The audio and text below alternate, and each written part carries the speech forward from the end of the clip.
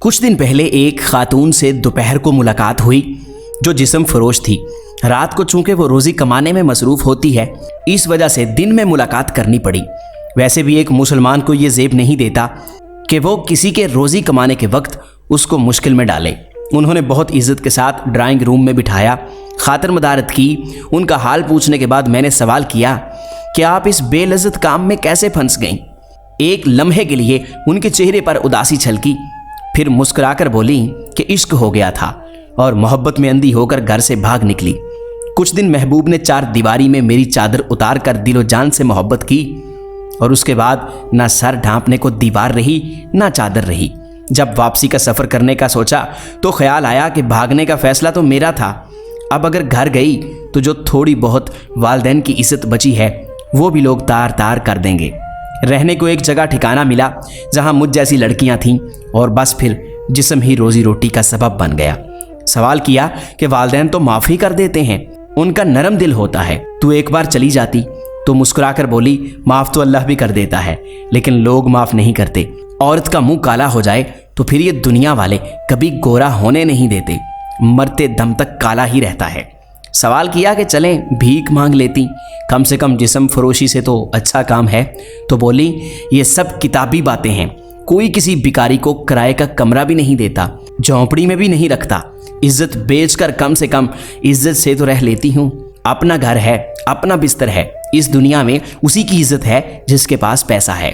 یہ دنیا تو منافق لوگوں سے بھری پڑی ہے جو نیکی کا درس دیتے ہیں اور اندر سے شیطان ہیں۔ کسی مولوی کو کہیں کہ طوائف سے شادی کرے گا تو وہیں بولتی بند ہو جائے گی۔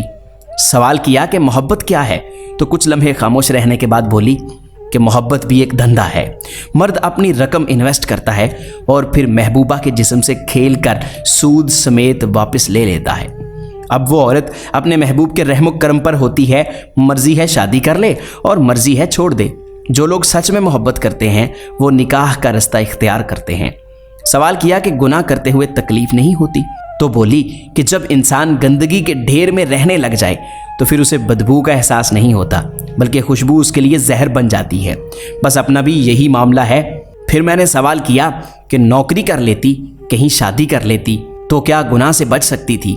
تو بولی کہ جب لوگوں کو یہ معلوم ہو جائے کہ لڑکی اکیلی ہے، اس کا کوئی نہیں، تو بھیڑیے بن جاتے ہیں۔ شادی شدہ مرد ہوں یا کنوارے، سب ہی ایک صف میں کھڑے ہو جاتے ہیں۔ یہ دنیا اکیلی عورت کو جینے نہیں دیتی، لیکن درس جتنے مرضی کروا لو، ایسے ایسے نیکیوں کے درس دیں گے، لیکن شکل مومنوں والی اور کرتوت کافروں والی کرتے ہیں۔ پھر بولی قبر تک یہ گناہ ساتھ ہی رہے گا۔ پھر بولی شادی کون کرے گا؟ آج کل لوگ ایک دوسرے کا جھوٹا پانی نہیں پیتے، آپ شادی کی بات کرتے ہیں۔ اب تو قبر تک یہ گناہ ساتھ ہی رہے گا۔ 5 وقت کی نماز پڑھتی ہوں، حافظ قرآن ہوں، اپنا معاملہ اللہ پر چھوڑ رکھا ہے۔ اللہ کی مرضی ہے جہنم میں ڈالے یا جنت میں ڈالے۔ خودکشی بھی حرام ہے، جسم فروشی بھی حرام ہے۔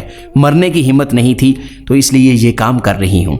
دلوں کا حال تو وہی جانتا ہے، دنیا والے تو بس پھٹے کپڑے اور چست کپڑے دیکھ کر مزے لیتے ہیں اور کچھ نہیں کرتے۔ کوئی استغفار پڑھ پڑھ کر دیکھ رہا ہوتا ہے اور کوئی چسکے لے لے کر دیکھ رہا ہوتا ہے۔ ضمیر فروش برا یا جسم فروش؟